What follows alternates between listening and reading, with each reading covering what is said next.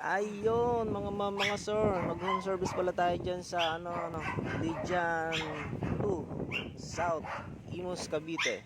Yan po. Taga Imus lang din po ako mga sir. Yung shop ko sa Alapan Tubi. Malapit sa Lancaster, malapit sa Navarro. So, yun po kinlaro natin dyan na backlights talaga. Kailangan flashlight. Yan, ganyan lang po mag-check up mga sir ng inyong TV kung backlights talagang sira. Yan po. May yan dyan, may maaninag kayo na display pagka inilawan nyo. May boses pero walang display. Yung pala, ayan po, may Netflix na nakasulat.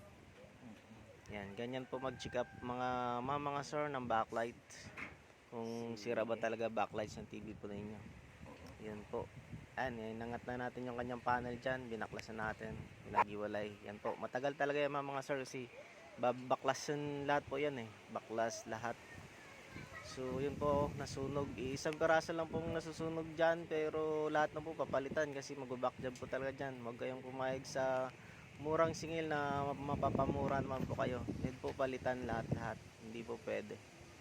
Para walang backjob. Yan po mga sir. Tagal ng warranty yan mga sir. Panglaban yan ng 1 year warranty. So gusto po magpagawa po. Message lang po sa aking page SMD Electronics. Same logo, same name. Yan po. Maraming salamat po sa nagtiwala po sa ating home service sa magpapa-service pa po. Message lang po mga sir. Yan po, in-adjust natin dyan sa kanilang brightness and backlight settings. Yun po ang pinaka-importante sa lahat.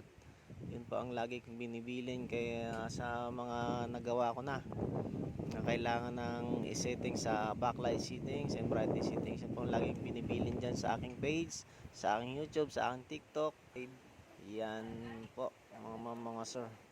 I-delete mag-response kasi nagsiservice po rin po ako sa Rizal, Laguna, Maynila, sa abot na aking makakaya. Misis lang po mga sir. Maraming salamat po. God bless.